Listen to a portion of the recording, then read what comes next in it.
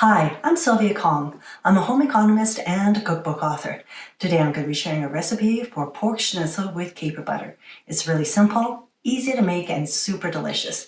Now, schnitzel basically is a thin cutlet of meat that's breaded and then fried, and you're going to love it. Now to begin this recipe, I've got my oven preheating to 200 degrees Fahrenheit. I've got my breading station organized. I've got all-purpose flour, 2 eggs, and some panko crumbs. And of course, star of the show is the pork.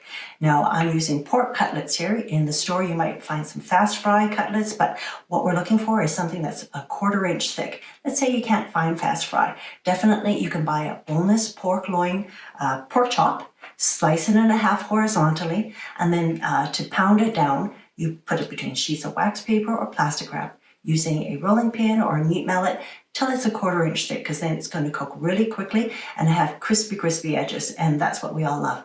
So I've already seasoned my pork with salt and pepper on both sides, and as you can see, the cutlets are really thin. And again, as I mentioned, pork is a really lean cut of meat, so I don't mind a little bit of fat left on the outside here for extra flavor.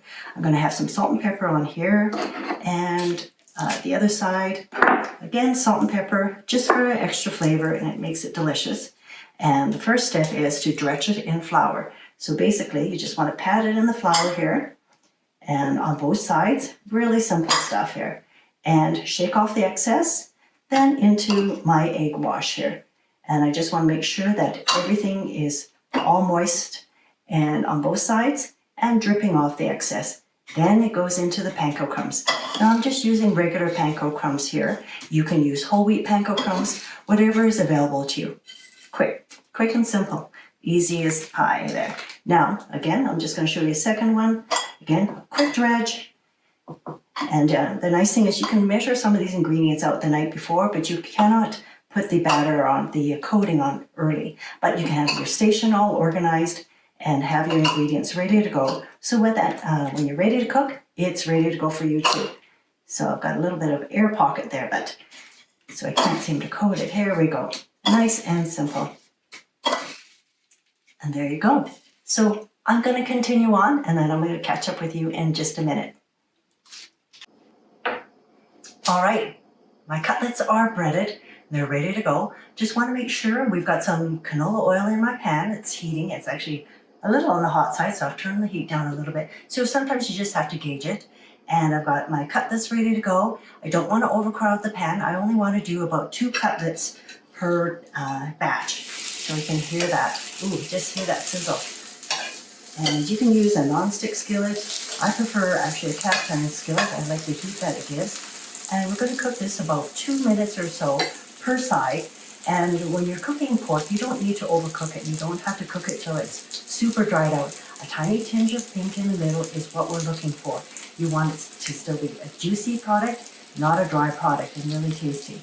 So again, if your pan's a little hot, then you just have to flip a few times over again. And let's see how it's going. Okay, looking really good already. And again, I like using canola oil because it's just a nice neutral tasting oil, and it's easy to work with, easy to find. And with pork is such a versatile meat. I know that wasn't quite 2 minutes, but I'm going to turn them over because it looks like they're browning. I can show you here. There we go. And again, just add more oil as you need. These are actually going to be sitting in the oven for a few minutes while the other ones cook, and then the cutlets, the schnitzels, will continue to cook in the oven as it's warmed up. It's only about 200 degrees. So again, add more oil as you need it. Just warming that oil up. Okay, I'm taking them off just a tiny bit early just to show you how easy it is here. And again, that oil is not quite hot enough.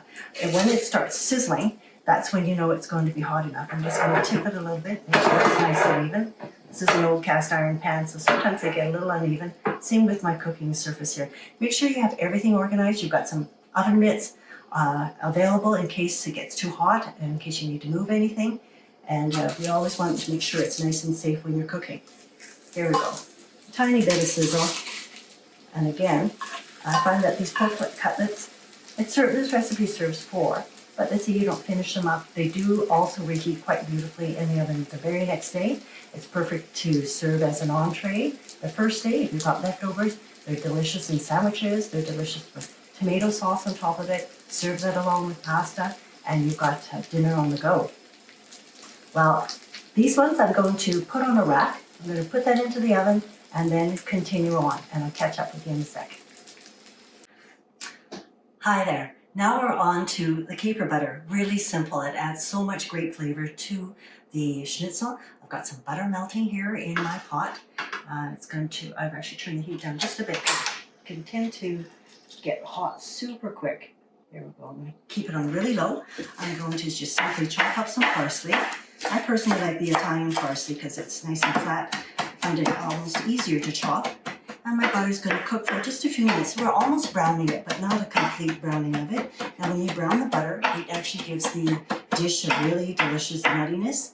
I've got some capers here. And capers are just the flower buds from the caper bush, and they're pickled. And they add a wonderful brininess, and it just gives a lot of zip to the dish here. And so I've got that ready to go. My butter is almost melted here, and I'm actually going to just add the parsley and the capers to the pot. Just dropping a couple, but that's okay. And I've got some lemon. I want about a tablespoon of lemon. I'm going to add that in here. And basically you're just warming this up, and it's really delicious here. Okay, I'm going to swirl that around a bit. Actually stir it with a spoon here. Get that going. And at this point, you can usually just turn the pot off. You don't have to cook the parsley for very long. And the capers is just about 30 seconds or so. So I'm going to stop that pot. And now I'm going to get the schnitzel out of the oven.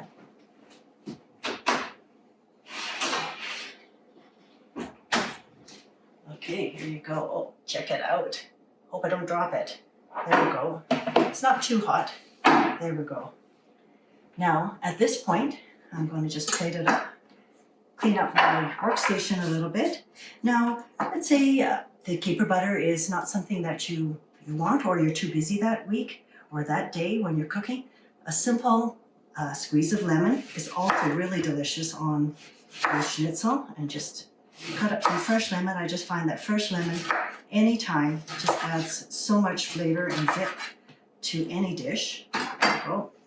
And again, when you're working with meat anytime, food safety is really important. Clean tongs every time. So simply you just can put some on a plate here for your family. My kids would probably have, this would be a single serving for my kids because they love the schnitzel so much. And again, this, and then maybe just a little bit of fresh parsley on top. Just making it pretty. Making it taste good, appealing to the eye. There you go. I think we got it. Pork schnitzel. Super easy, very delicious. After the first juicy bite, I know you're going to want to make this recipe again. So either with the caper butter or just simply with lemon and parsley. Super simple meal, very tasty. Thanks for joining me today, and I hope to see you again soon. Bye-bye.